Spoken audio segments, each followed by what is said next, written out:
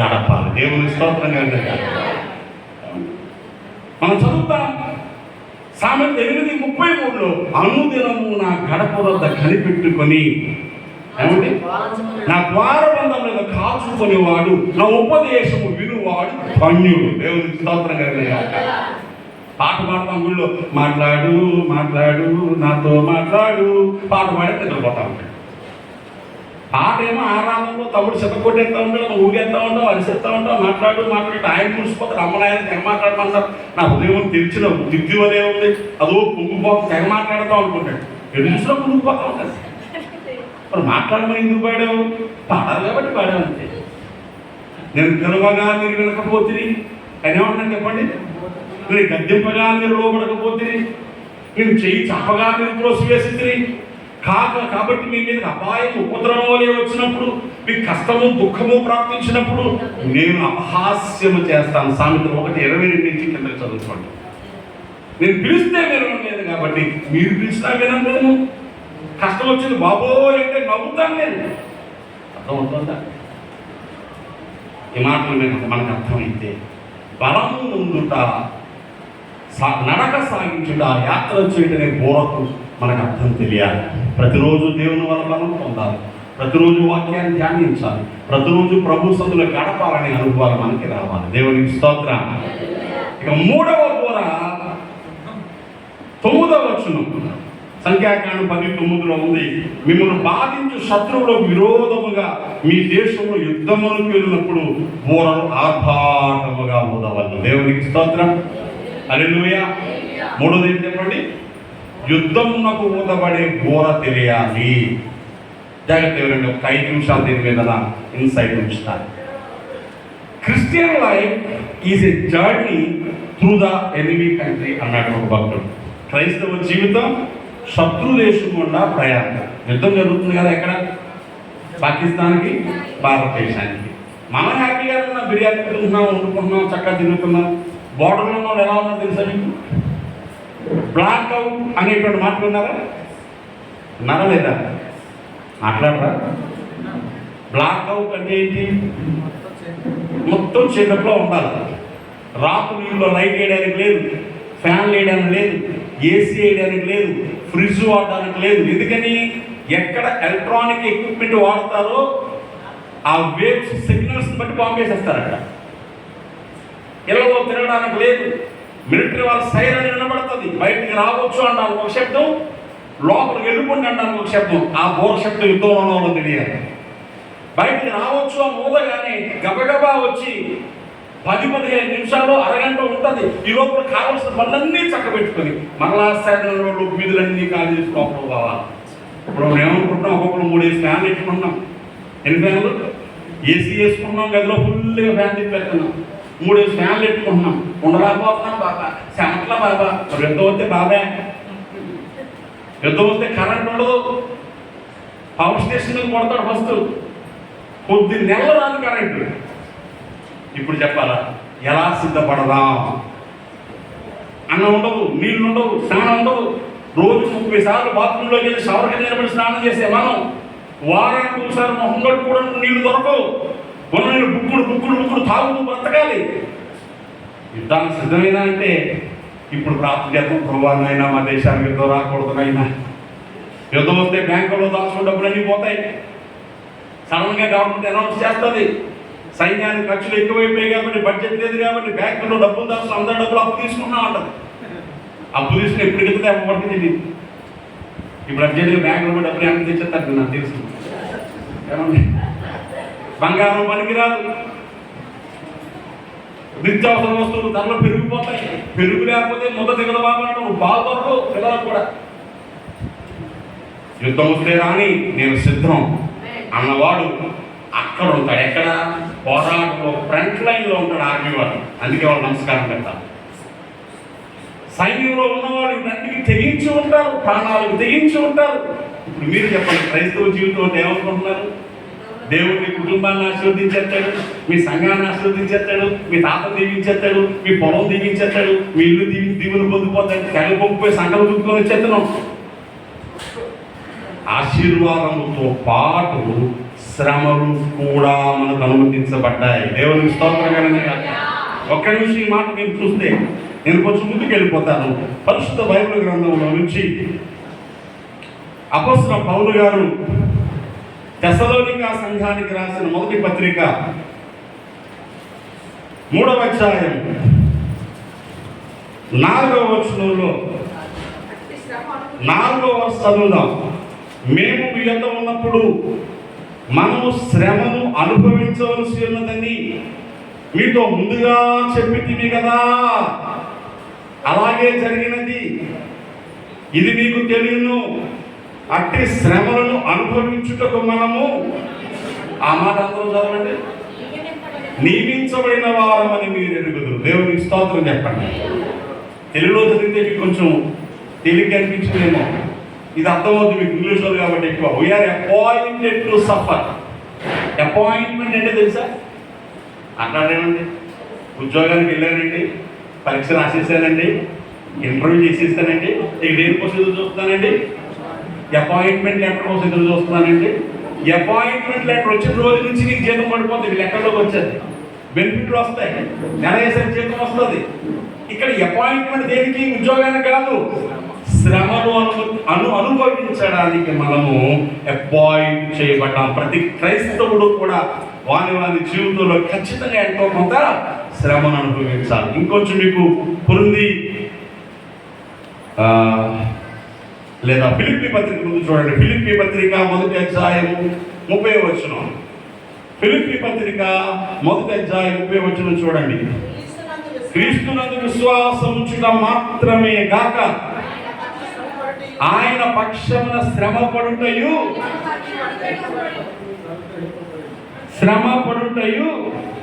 ఆయన పక్షమున మీకు, నా కుమార్తె నా కుడి చేతిలో ధనఘనతలు, నా ఎడమ చేతిలో దీర్ఘాయుష్ ఉంది అంటే ఆయన 2 ఇచ్చేది. ఆయన కుమార్తె దానితో పాటు కొంచెం శ్రమ కూడా ఉంది. అది వద్దు నాయన. ఏదొద్దు? 6 రుచులు తెలుసా మీకు?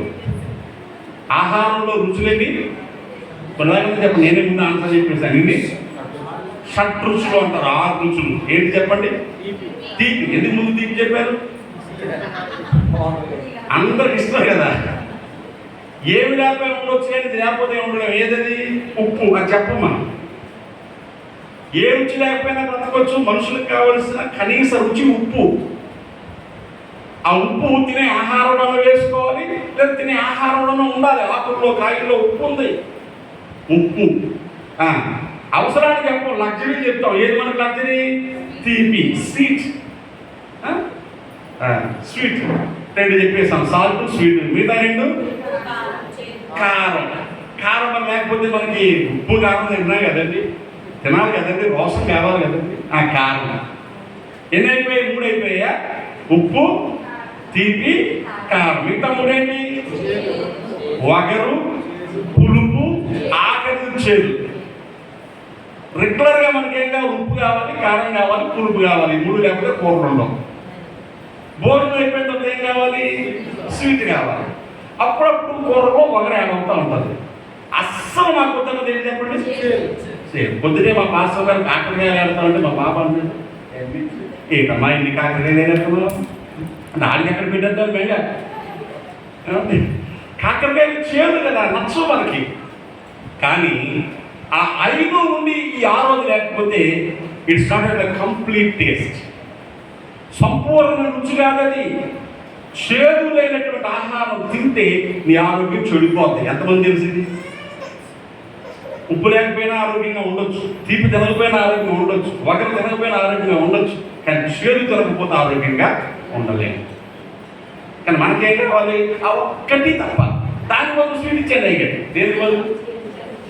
చేదు వల్ల స్వీట్ ఇచ్చేయండి. యేసయ్య అంటాడు, కాదురా నాయన, చేదుతో పాటు. ఏం పాటు? ప్రభు ఏం చెప్పి, నా నిమిత్తము తండ్రినైనను, తల్లినైనను, అన్నదమ్ములైనను, అక్కచెల్లెలైనను, భార్యనైనను, బిడ్డలైనను, ఇళ్ళనైనను, భూములైన విడిచిపెట్టిన వాడు. పూర్తి చేయగలరా వాక్యాన్ని? ఏం జరుగుతుంది? ఇహమందు హింసలతో పాటు 3 రెట్లు ఉంది అక్కడ. ఇక ముందు 100 రెట్లు, ఒక రోజులైతే 100 దొరుకుతుంది కానీ ఏ ప్యాకెట్లో వస్తాయి? 100 హింస అనే ప్యాకెట్లో వస్తాయి. ఆ ఆశీర్వాదాలన్నీ హింస అనే ప్యాకింగ్ బాక్స్లో పెట్టి పంపిస్తాడు.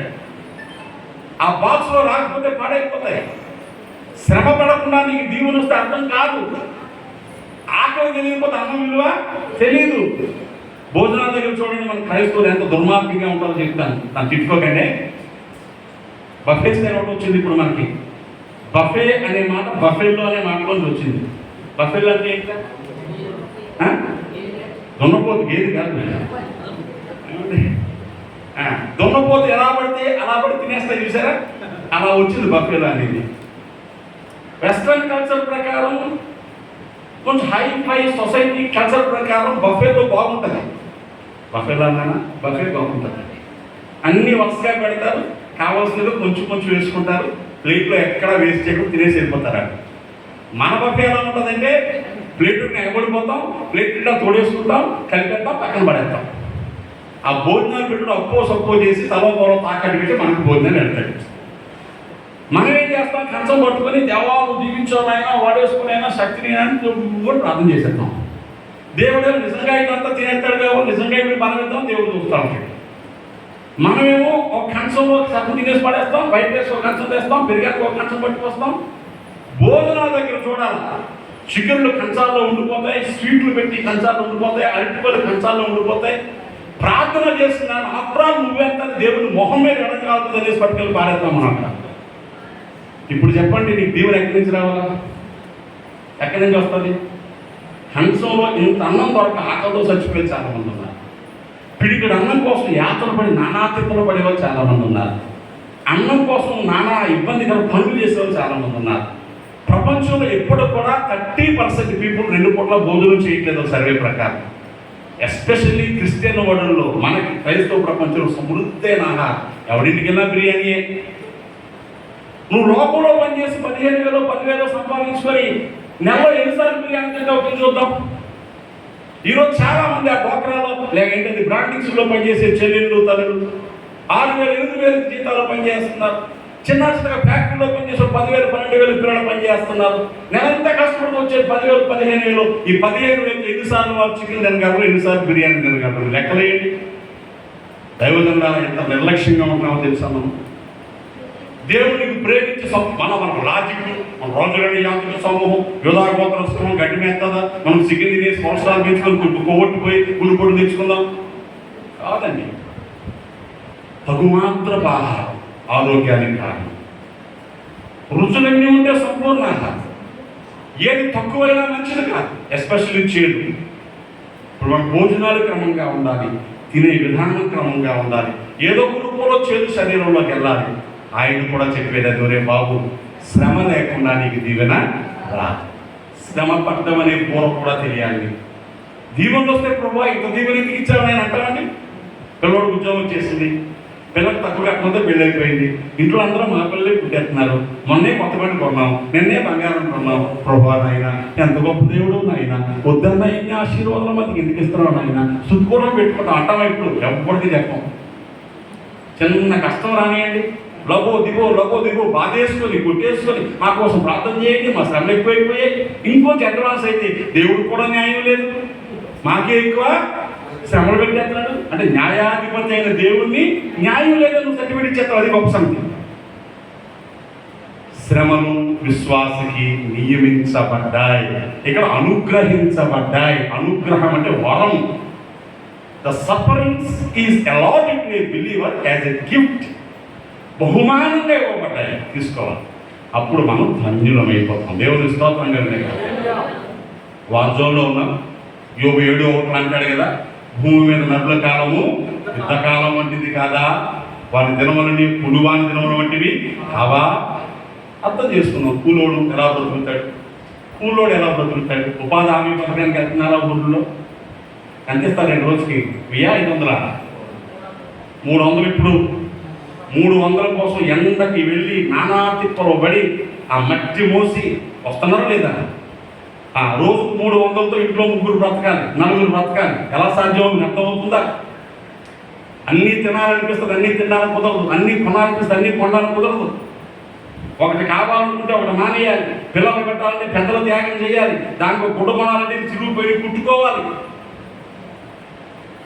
భూమి మీద మనం ఆత్మను సంపాదించడానికి కూలోళ్ళ బ్రతకాలి. దేవుని స్తోత్రం. ఎలా బ్రతకాలండి?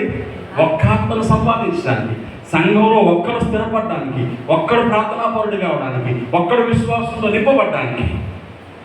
శ్రమతో మన జీవితాలు కొనసాగించకపోతే, ఈ బోర శబ్దం మనకు తెలియలేనంటే, యుద్ధానికి సిద్ధంగా లేనంటే, అప్పుడు మనం ఖచ్చితంగా ఓడిపోయిన వాళ్ళు అవసరం. ఆఖరి మాట చెప్పేస్తున్నాను, the fourth sound of trumpet. మీరు వెనక్కి వచ్చేస్తే సంఖ్యాకాండంలో మనం చూస్తున్నాం ఆ 10వ అధ్యాయంలో.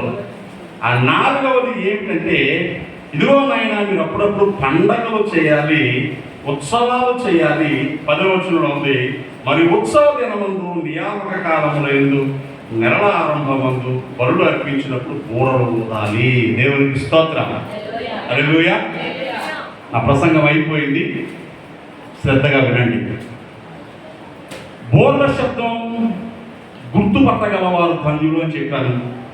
4 రకాల శబ్దాలు చెప్పాను, గుర్తు చేసుకుందాం. అందులో మొదటిది ఏంటి? ఏ సౌండ్ అది? సహవాసమునకై పిలువబడే శబ్దము తెలియాలి. We must maintain proper fellowship within the church, within the pastors fellowship. సేవకుల సహవాసములో కూడా ఒకరితో ఒకరు, ఒకరి సంఘంతో ఒకరు, ఒక దైవజనుడితో మరొకరు అవినాభావ సంబంధం ఉండాలి. రెండవది ప్రయాణములు చేయటానికి, అంటే ఏం చేయొచ్చు, ఏం చేయకూడదు, ఎక్కడికి వెళ్ళొచ్చు, ఎక్కడికి వెళ్ళకూడదు, ఎలా ఉండొచ్చు, ఎలా ఉండకూడదు. ఈ లక్షణాలు గుర్తుపట్టాలి. మూడవది యుద్ధకాలంలో ఉన్నట్టుగానే. ఎక్కడ ఉన్నట్టు? ఒక ముక్క చెప్పరా? గిజ్జోను ఎంతమందిని 32,000 మంది సైన్యంతో వెళ్ళిపోయాడు. దేవుడు కుదరదన్నాడు. భయపడేవాడిని వెనక పొమ్మంటే 22,000 మంది పోయారు. ఇది కూడా ఎక్కువ నంబరే. ఇందులో నీళ్ళ దగ్గర తీసుకురా అన్నాడు. నీళ్లు తాగండి రా బాబంటే 300 మంది నా చేతులు అందించుకొని తాగుతున్నారు. 9,700 మంది నీటిలో దిగేసి చల్లుకుని, ఈపి జరుపుకొని, నెత్తిని జరుపుకొని, జలకాలు ఆడుకొని హ్యాపీగా తాగుతున్నారు. దేవుడు అన్నాడు, అలా చేతితో నోటికి అందించుకొని తాగిన వాళ్ళని మేము కూడా పొమ్మను. ఎందుకో చెప్పనా? వీళ్ళు ఊరు విహారయాత్రకి వెళ్ళా. ఎక్కడికి వెళ్తున్నారు? యుద్ధానికి వెళ్తున్నారు. యుద్ధానికి వెళ్ళినాడు కత్తి, ఈటే, డాలు పక్కన వేసి ఒళ్ళు కడుపుకొని తాగుతాడు, వచ్చినప్పుడు పుడిచేసుకోవడం. అంటే వీళ్ళు ఏం చేశారు? నీళ్ళు కనపడగానే మొత్తం మర్చిపోయారు అనమాట. మేము యుద్ధానికి వెళ్తున్నాం, ఒక చేతితో కత్తి పట్టుకొనే ఉండాలి, ఒక చేతితోనే తాగాలి. ఆర్మీలో చాలామంది పనిచేసేవాళ్ళు మన సంఘాల్లో ఉన్నారు. అప్పుడప్పుడు అడుగుతారు, నాన్న మీరు కోబ్రా బ్యాచ్ మా సంఘానికి చెందిన వాళ్ళు, anti Naxal squad, anti terrorist స్క్వాడ్లో పనిచేసే వాళ్ళు ఉంటారు. వాళ్ళు చెప్తారు, డాడీ 7 రోజులకు ఒకసారి మాకు స్నానం చేయడం కుదురుతుంది.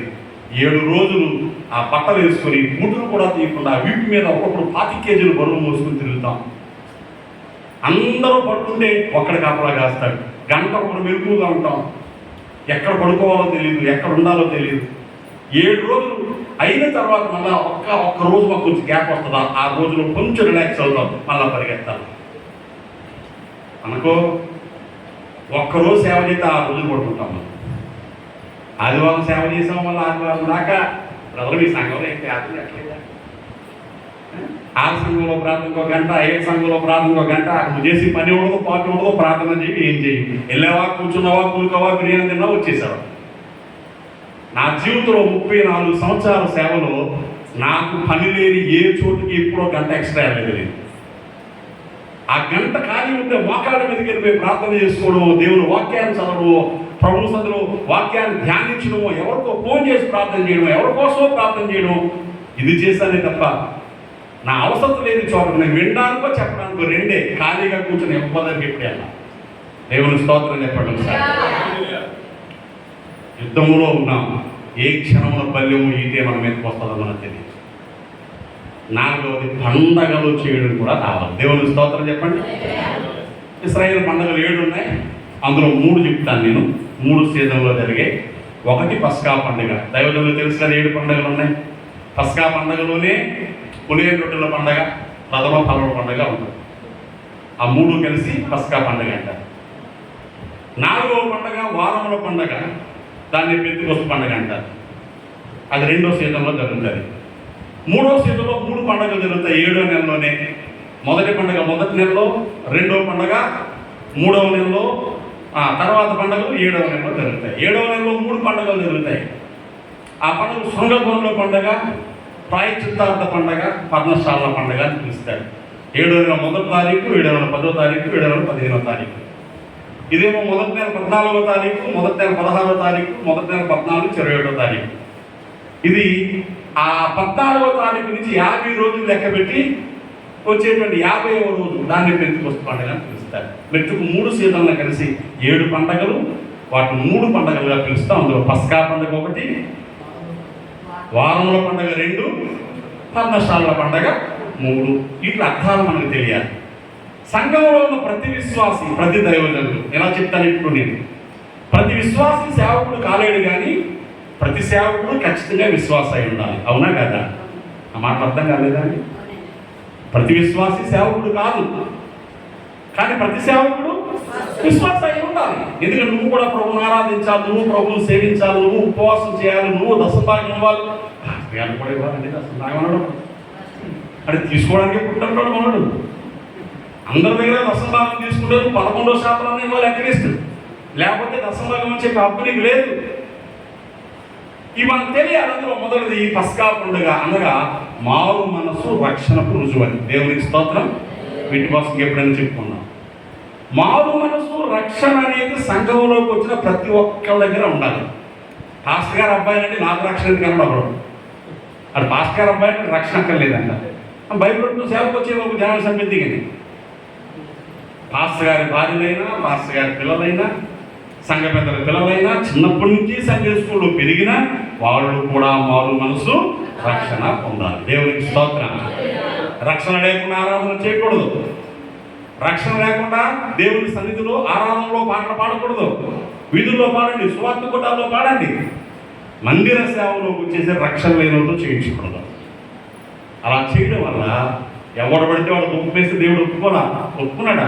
అహరోను కొడుకులు అన్యాగ్ని దుఃఖం వేస్తేనే నాదావాహి అభిహులు కాలి తెచ్చిపోయారు. లేవికాండం 10వ అధ్యాయంలో చూస్తామా. సంఘంలో దైవ దీవులు రావాలి. మనం ఏమనుకుంటాం, వాళ్ళ అమ్మాయిన కొంత అమ్మ బాధపడుతుంది, ఇలా అబ్బాయిని పిలవని దశమాయి కూడా మానేస్తాడు, బాబు నువ్వో పాట పాడు, అమ్మ నువ్వో పాట పాడు, అప్ప నువ్వో పాట పాడు. అదేం సూది జాకెట్ వేసుకుని వస్తాం, ఇంజక్షన్ జాకెట్ అంట. ఒక పిల్ల వచ్చింది, ఎక్కడో కన్నం ఎక్కడో కన్నం ఉంది, ప్రార్థన చేయమంది, ఇలాంటి బట్టలు వేసుకొచ్చాయమన్నాను నేను. అంటే ఇంజక్షన్ జాకెట్ అంకుల్ అంతే. ఏం జాకెట్ అంట అంటే ఇంజక్షన్ చేస్తే ఇది ఎక్కట్లేక కూర్చో వచ్చి అక్కడ కన్నా ఉన్నాయి కుటుంబం మీద పిల్లటి ఇలాంటి వేసుకుంటే అర్థం పాపం ఇచ్చిన మీరు తీసుకుని సార్ దీన్ని పర్లేదు దాన్ని అలాంటి దగ్గర వేసుకొచ్చాను. గాడిది నాకు ఉంది 20 సంవత్సరాలు ఉంటాయి. మరి ఇంజక్షన్ జాకెట్ ఆసుపత్రి కదా వేసుకెళ్ళాలి, ఇక్కడికి ఎందుకు వేసుకొచ్చాం? ఆసుపత్రి అయితే చూడు వేస్తారు, అక్కడ వేసుకో. ఆ పాస్టర్ గారు ఉడికిపోతున్నాడు. ఆ నాన్న నెలకు 3,000 దశమాకు ఇస్తాడంట. ఈ పిల్లగా చెప్పి దశమాకు మానేస్తాడు బెంగాయికి. పావుగంట దిగ్గాను పాస్టర్ గారు ఇంట్లోకి వెళ్ళాక, ఇలా నువ్వు ఎంకరేజ్ చేస్తే నీ సంఘం అంతా సుధమ కుమార అయిపోతుంది. చెప్పు, రమణాల్లో చెప్పు, గుడికి వచ్చినట్టు బట్టలు వేసుకోవద్దని చెప్పు, వీధుల్లో కూడా వేసుకొని తిరగొద్దని చెప్పు. మనకు తెలియాలా వద్దా మారు మనసు రక్షణ? మన బిడ్డలు ఎలా ఉండాలా, మనం ఎలా ఉండాలా? మందిరాల్లో గుప్పములు అవసరం వస్తే పువ్వులు పెట్టుకొస్తా ఉంటారు కొంతమంది. మనం ఏం అనలేము. ఆరాధనకు వచ్చినప్పుడు అలా చేయకూడదని చెప్పాలి. కళ్ళు మళ్ళీ మొబైల్ వేసుకొని వస్తారు కొంతమంది పిల్లలు. కుదరదు. సౌండ్ పొల్యూషన్ ఉండకూడదు ఇక్కడ. ఇలా చెప్పామనుకోండి, మామూలుగా బతిమాలని గుడికి ఎవరు రాలేదు, ఇప్పుడు ఎవరు రావడం పోతారా? నాకు అర్థం కాదు. వీళ్ళందరూ ఎంత పెట్టుకుని నరకానికి వెళ్ళేకండి, పరలోకానికి వచ్చి డబ్బులు ఉంటే చాలా మరి సందా ఎలాగండి? వీళ్ళు ఇస్తే బ్రతకమండి మనం మీకు తెలుసో తెలియదు కానీ దేవుడు పోషించాలి. దేవుని స్తోత్రాలు. అద్భుతమైన కార్యాలు నన్ను అడగండి, 100 ఉదాహరణలు చెప్తాను నేను. ఎలా పోషించబడతామో, దేవుడు ఎలా ఇస్తాడు, ఎలా అద్భుతాలు చేస్తాడు. కాబట్టి పస్కా పండుగ తెలియాలి. మనకి ఏం తెలియాలి? అందరూ చెప్పండి, మారు మనసు. రెండవది వారముల పండగ, పెంతెకొస్తు పండగ. సీనాయి కొండ మీద ధర్మశాస్త్రం ఇవ్వబడింది ఆ రోజే. మేడగదిలో పరిశుద్ధాత్మ దిగి వచ్చింది ఆ రోజే. అంటే పరిశుద్ధాత్మలో ఎదుగుచున్న అనుభవాలు కావాలి. దేవుని స్తోత్రం. నింపబడ్డ, అభిషేకించబడ్డని చెప్పట్లేదు. పరిశుద్ధాత్మ అభిషేకం కోసం మాట్లాడలేదు, పరిశుద్ధాత్మ నింపుదల కోసం మాట్లాడలేదు. పరిశుద్ధాత్మలో ఎదుగుచున్న అనుభవాలు కావాలి. ఆత్మలో ఎదగాలి, ఆత్మలో ఆనందించామంటారు మా మాస్టర్ ఒక ఆయన. తమ్ముడు నువ్వు తిరుగుతావు ఆత్మలో ఆనందించాను అంటే బయట ఆనందం లేదండి, ఆత్మలోనే ఆనందించావు. బయట మొహం సూర్యం పెట్టుకుని కూర్చున్నావా? మీరు చెప్పండి, ఎండలో వాడు వచ్చినోడి ఫోటో తీస్తే ఎంత చిరాకు వస్తుందో తెలుసా మీకు? ప్రాక్టికల్ చెప్తాను. ఎండలో వచ్చినోడు ఫోటో తీయండి, అదే వాడికి ఇష్టమైన కూల్ డ్రింక్ ఫుల్గా కూల్గా ఉంది ఇచ్చి తాగే ఫోటో తీయండి. నా మాట మీకు అర్థమవుతుందా? మంచి ఎండలో వచ్చినోడు వెంటనే ఫోటో తీస్తే తియ్యలా పడుతుంది మొహం. సేమ్ టైం మనకి ఇష్టమైన కూల్ డ్రింక్ ఏ బ్రాండ్ నచ్చుతుందో ఆ బ్రాండ్ ఒక గ్లాస్ ఇచ్చి తాగమని ఫోటో తీయండి, అంత నలిగిపోయిన మొహంలో కూడా దేవతలా పడతాడు. ఎందుకని? కడుపులో కూల్ డ్రింక్ మొహంలో ఫీలింగ్ తెస్తుంది. దేవుని స్తోత్రం లేదండి. నువ్వు ఆత్మలో ఆనందిస్తే శరీరంలో ఉసూరు అనుకుంటారా? మీరు చెప్పండి. ఆత్మలో ఆనందిస్తే జైల్లో పెట్టి చెట్ట కొట్టేసినా పాటలు పాడారు పౌలు శీలం. దేవుని స్తోత్రం లేదండి. ఆత్మలో ఆనందించారా లేదా? గాయాలతో కూడా పాటలు పాడారు. ఇప్పుడు ఈ ఆత్మలో నింపుదలలో జ్వరం ఇంట్లో పడుకుపోతున్నాం, వచ్చింది కడుపులోకి వస్తే ఇంట్లో పడుకుపోతున్నాం. ఏదో పొట్టలో నేను తినేసిన బిర్యానీ వల్ల ఇవాళ 2 సార్లు బాత్రూమ్కి ఎలా చూస్తే ఇంట్లో పడుకుపోతున్నాం. మరి ఆత్మలో ఎదిగితే ఏమైందో నాకు తెలియదు. నీ బలహీనతలను ఆత్మచేతను గెలవాలి. దేవుడి స్తోత్రం కలిగినాయి కదా. దేన్ని గెలవాలి? బలహీనతలను ఆత్మచేత గెలవాలి, శరీరాన్ని ఆత్మచేత. ఇది తెలియాలి. ఇదే పెంతెకొస్తు పండగ. ఈ పెంతెకొస్తు పండగ వల్ల పరిశుద్ధులుగా ఉంటారు. దేవుని స్తోత్రం చెప్పండి. పరిశుద్ధాత్మతో స్నేహం చేసేవాళ్ళు మొట్టమొదటి ఎలా ఉండాలా? పరిశుద్ధులుగా ఉండాలి. రెండోది ప్రేమ గలవారై ఉండాలి. మూడోది ఐక్యత గలవారై ఉండాలి. చాలా చెప్పుకోవచ్చు. ఒక 3 లక్షణాలు చెప్పండి. 3 డైమెన్షన్స్. ప్రతి వస్తువుకి 3 కొలతలు ఉంటాయా? ఈ పుల్పిటి 3 కొలతలు ఉంటాయి. ఎత్తు, పొడవు, వెడల్పు. ఈ 3 కొలతలు చెప్తే ఇంజనీరింగ్ తెలిసిన డ్రాయింగ్ ఏమంటే దీన్ని డ్రాయింగ్ వేసి ఇచ్చేస్తాడు. పిక్టోరియల్ డ్రాయింగ్ అంటారు దాన్ని. పొడవు, వెడల్పు, ఎత్తు ఇస్తే దాని 3 డైమెన్షన్లో దాని బొమ్మ గీసేయచ్చు. అలాగే పరిశుద్ధాత్మ 3 డైమెన్షన్స్ ఏంటి చెప్పిన? 1 పరిశుద్ధత, 2 ప్రేమ, 3 ఐక్యత. ఈ 3 లేకుండా నువ్వు భాషలు మాట్లాడు, అద్భుతాలు చెయ్యి, దయ్యాలు వెళ్ళగొట్టు, ప్రవచనాలు చెప్పు, నరకాన్ని గ్యారంటీగా వెళ్తావు. ఎందుకని ప్రభు ఏమన్నారు? అక్రమము చేయవారు వేరా నా ఇద్దరు ఇప్పుడు ఎందుకు పోవాలి? నేను ఎన్నడూ మిమ్మను కొత్త 7:21లో ఉంది. ఎందుకనంటే ఆయన గుర్తుపడ్డానికి కావాల్సింది ఈ 3. పరిశుద్ధాత్మతో ఉన్నవాడు పరిశుద్ధుడిగా ఉన్నాడా లేదా? పరిశుద్ధాత్మ ఎదుగుతున్నవాడు ప్రేమ కలిగి ఉన్నాడా లేదా? పరిశుద్ధాత్మ ఎదుగుతున్నవాడు ఐక్యత కలిగి ఉన్నాడా లేదా? ఆ తర్వాత మిగతాయండి. కాబట్టి 2వ పండగ ఆత్మలో ఎదగడం, 3వ పండగ పర్ణశాలల పండగ. దేవుని స్తోత్రం చెప్పండి. పర్ణశాలల పండగ 7వ నెల 15వ తారీఖు నుంచి 22 వరకు జరుగుతుంది. ఎంత డబ్బు ఉన్నవాడైనా, ఎంత మంచిలో ఉన్నవాడైనా వీధులలో దేవాలయపు ఆవరణంలో గుడిసెలు వేసుకుని అందులో 1 వారం రోజులు ఉండాలి. నువ్వు ఎంత గొప్పవాడమైనా ఈ స్థితిలో నుంచే వచ్చాను అని గుర్తు చేసుకోవాలి. నెంబర్ 1. ఐగుప్తు దేశంలో బానిసగా ఉన్నాను, పరదేశిగా ఉన్నాను, గుడారాల్లో ఉన్నాను, అరణ్యంలో 40 ఏళ్ళు దిక్కుతోచక తిరిగాను. దేవుడు ఈరోజు మంచి ఇల్లు ఇచ్చాడు. అది మర్చిపోవడం. అదే సమయంలో పండిన పంటతోని దశమ భాగాన్ని 3 ఏళ్లకు ఒకసారి దశమ భాగాన్ని తీసి వీధుల్లో కుప్పలేసేయాలి. ఎవరింటి ముందాడే ధాన్యమో, ద్రాక్షరసము, తిత్తులో, ఒలివ పండ్లు, దానిమ్మకాయలు, అంజూరకాయలు, ఖర్జూరాలు పట్టుకొచ్చి కుప్పలేయాలి. గొర్రె మేకలు, తులుచులు అట్లా పట్టుకొచ్చి పెట్టేయాలి. ఎందుకంటే అమ్మనాన్నలు లేనోళ్ళు, భర్త లేనోళ్ళు, విధవరాళ్ళు, దిక్కు లేనోళ్ళు వచ్చి కావలసినంత పట్టుకుపోవాలి. ఈ పర్ణశాల పండుగలో 3 లక్షణాలు. 1, నీ పాత స్థితిని మర్చిపోయి అహంకారంగా ఉండొద్దు. 2, నీకున్న వాటిలో కొంత ఖచ్చితంగా దేవునికి ఇవ్వాలి. 3, దిక్కులేనోళ్ళు నీ కుటుంబంలో సభ్యులు అవ్వాలి. దేవునికి స్తోత్రం కలిగిన ఉందా మన దగ్గర? ఇప్పుడు కొంచెం లెవెల్ మారగానే లేదేమో కావడం. ఒకడేమో నాకు వీడియో పెట్టాడు పాస్టర్ గారు. అప్పుడప్పుడు నాలాగా బయటకు వెళ్తాలే వాకింగ్ చెప్పడానికి. సూట్ వేసుకుని నడుస్తూ ఉంటే యూనిఫామ్ వేసుకున్నట్టుగా ఆ సంఘ విశ్వాసం ఇటు 5 నడుస్తున్నారు. ఆయన పక్కనే నేను మధ్యలో వెళ్ళిపోతాను. జగన్ గారు వెళ్ళినట్టు, లోకేష్ గారు వెళ్ళినట్టు నేను ఉప్పుకొని వెళ్ళిపోతాను. నడుస్తూ చెప్తున్నారు. నాకు అన్న దేవుడు ఎలా వాడుకున్నాడో చూడు. నాకు పెట్టడం ఉంటే దాన్ని దేవుడు వాడుకోవడం అంటారా? ఎక్కడి నుంచి వచ్చావు నువ్వు? ఏ స్థాయిలోంచి వచ్చావు? నీ బ్యాకప్ ఏంటి? నీ చదువు ఏంటి? నువ్వు 10th క్లాస్ పాస్ అవ్వలేదు, మర్చిపోయావు నువ్వు. ఆ 10th క్లాస్ పాస్ అవ్వలేదు, ఏ శిక్షణ వేయకుండా వెళ్తా ఉంటాడు. మంచిదే, ఓ 10 ప్రసంగాలు ఉంటాయి, దాన్ని తిప్పి తిప్పి తిప్పి కొడతాడు ఎక్కడికైనా. నేను ఎప్పుడు వాక్యం చెప్పడానికి ఇష్టపడ్డాను. మనం ఎవరు పెడతాడు ఫోటో నాకు పెట్టి, అన్న దేవుడు ఎలా వాడుకుంటున్నాడు చూసి పెట్టాను. ఇది వాడుకోవడం అంటారా నాయన, వాడేసుకోవడం అంటారు అని చెప్పాను నేను. ఏమంటారండి? వాడేసుకోవడం, దేవుని వాడేసుకోవడం, వాడుకోవడం అంటారు. ఎప్పుడు నీ వాటర్ బాటిల్ ఒకటి మొయ్యాలి, ఎప్పుడు నీ బ్యాగ్ ఒకటి మొయ్యాలంటే నీ ఓపిక లేనప్పుడు.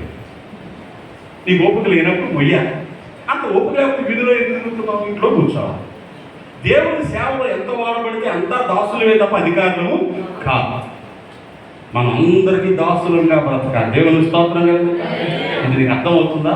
అయితే నువ్వు 10 సార్లు పండగ చేస్తున్నట్టే. మన సంగతి తెలియదు బ్రదరాడికి. మన ఫోన్ కొడితే ఏమవుతుందో తెలియదు. మన అసలు ఏ కంపెనీలో మెంబర్ వాడికి ఏమో తెలుస్తుందా అన్నాడు వాడు. ఏ కంపెనీలో మెంబరు? టర్బో కంపెనీలో మెంబరు కంపెనీసి కాదు కదా. ఏది మనం పెట్టుకున్న కంపెనీలే కదా, మనం పెట్టుకున్న ఫెలోషిప్లే కదా. కష్టం వస్తే అందులో పారిపోయే కదా. ఈ మాత్రానికి నువ్వు పొందుకోవాల్సిన అవసరం ఏముంది? ఇది కాదు మన అధికారం. పై నుండి ఇవ్వబడిన అధికారం ఏమైనా ఉందా నీకు? అప్పుడు కూడా మర్యాదగా లోపడాలి. నీకు 10 రూపాయలు ఉంటే రూపాయి దేవుడిది, ఇంకో రూపాయి పేదలకు పెట్టడం రావాలి. అది రానప్పుడు నువ్వు 10 సార్లు పండుగ ఏం చేస్తావు? గుంటూరు గుడాల పండుగకి వెళ్ళి వచ్చావు. ఎవరికి కావాలి? నువ్వు గుంటూరు వెళ్ళి ఇప్పుడు వాడేవి. నీ బ్రతుకు గుడారం అది సురుగుపోతున్న సంగతి నీకు తెలియకపోతే ఏ పండుగకి వెళ్ళినా ప్రయోజనం లేదు. ఎవరు ధన్యులు? పండగల పూర్వ శబ్దం వినేవారు ధన్యులు. ఎన్ని పండుగలు? మారు మనసు రక్షణ అనే పస్కా పండుగ, పరిశుద్ధాత్మను ఎదగడం అనే వారముల పండుగ, పరదేశిని దిక్కులేనోడిని దేవుడు ఈ స్థితి నాకు ఇచ్చాడని చెప్పుకునేటువంటి కృతజ్ఞతతో బ్రతికే పండగ పర్ణశాల పండుగ.